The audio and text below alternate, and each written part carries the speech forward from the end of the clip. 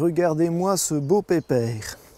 Ce beau pépère s'appelle Hydrangea quercifolia et nous vient d'Amérique, plus précisément le sud-est de l'Amérique, Floride, Géorgie, Alabama.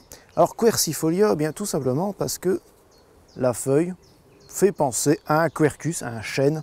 Voilà donc ce hydrangea à feuilles de chêne. Par rapport aux autres hydrangea, je pense notamment au Macrophylla, au Serrata, etc., c'est plutôt une espèce qui apprécie le soleil.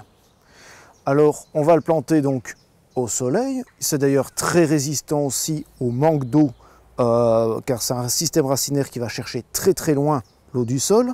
Dans son aire naturelle d'ailleurs, ça pousse en fait le long des cours d'eau. On me dirait mais ça a besoin de beaucoup d'eau, mais non, parce que ça pousse en fait sur les empierrements des cours d'eau, donc en fait l'eau est très bien drainée, et donc voilà pourquoi ça résiste aussi assez bien à la sécheresse. Néanmoins, si vous le mettez comme ici en sous-bois, eh bien ça fleurira quand même. Juste petit détail, vous perdrez peut-être les très belles colorations automnales que l'arbuste peut avoir s'il est vraiment au soleil. Si vous le mettez totalement à l'ombre, donc encore plus qu'ici, eh bien la floraison va un petit peu diminuer au profit de feuilles beaucoup plus grandes.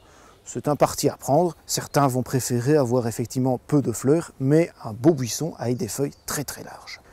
Au niveau de la fleur, regardez ici. C'est assez typique des hydrangea en général. Vous avez des fleurs stériles qui vont attirer les insectes. D'ailleurs, il y en a encore un petit peu. Ça sent très bon. Pour qu'elles puissent venir butiner et donc féconder les fleurs fertiles à l'intérieur. En conclusion, on commence à en mettre beaucoup maintenant des hydrangea quercifolia. Auparavant, on pensait hortensia, hop, sous un bois, enfin dans un bois, sous un arbre, hop, on mettait une hortensia, c'était bon. Mais hélas, on n'a pas tous un bois déjà, donc on n'a pas tous un sous-bois dans notre jardin, et aussi, eh bien, avec les sécheresses qu'on a, ce qui n'est pas le cas aujourd'hui, on a eu beaucoup de pluie, mais avec les sécheresses qu'on a tous les ans, eh bien, on va devoir plutôt se pencher vers les hydrangea qui sont plus résistants à la sécheresse et beaucoup plus héliophiles. Héliophile, ça veut dire qu'ils aiment le soleil. Concernant la plantation, c'est simple. Le sol, il s'en fiche un peu.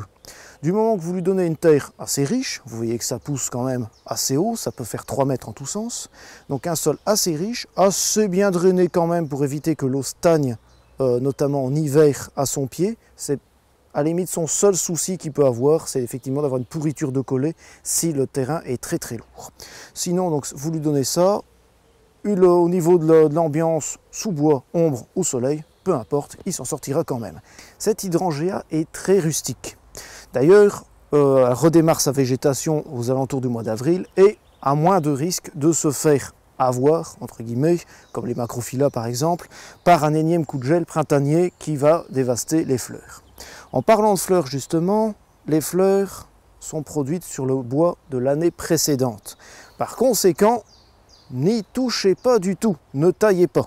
Fichez-lui la paix et tout se passera bien. Si vous taillez, forcément, c'est autant de fleurs que vous allez perdre. À la rigueur, vous pouvez retirer peut-être quelques vieilles branches mal placées, quelques vieilles choses, ou tout simplement, lorsque vous le plantez, vous trouvez qu'il n'y en a que 2 brindilles, là vous pouvez peut-être un petit peu le tailler pour qu'il se ramifie au début, mais par la suite, eh bien, laissez-le vivre comme il l'entend.